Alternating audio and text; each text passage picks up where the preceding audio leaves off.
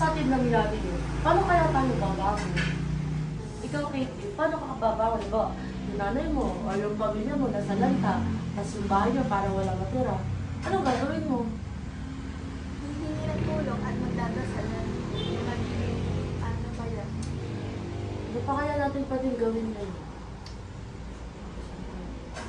Siguro ipaano natin yung peso recovery. Yung peso recovery drive ng simbahan o yung parokya natin. Oo nga, maganda yun. Lalo na ngayon sa mga panahon ng puro kalamidad na lang, yun ang makakatulong para sa atin. Yan, lagi tayong nandyan dahil ang Panginoon ay hindi magsasawa sa ating magbigay o magpadala ng mga taong tulong sa atin. Yan, tama yan. What if, para makatulong tayo, alam niyo ba parang pre-Christmas na natin sa kanila, yung parang mga ngawin na agad tayo, kantahin natin yung kanta na O Holy Night. Alam niyo ba yun? Oo.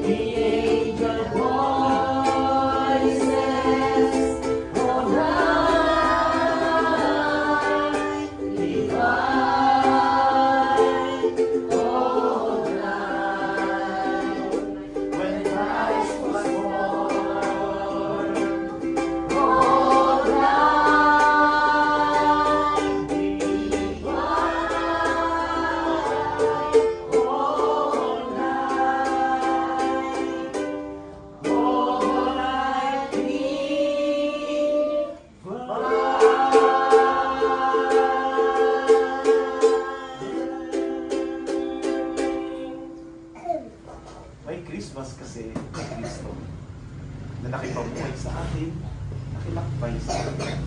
Alam niya ang nagdadaanan natin. Siya ay kasama natin.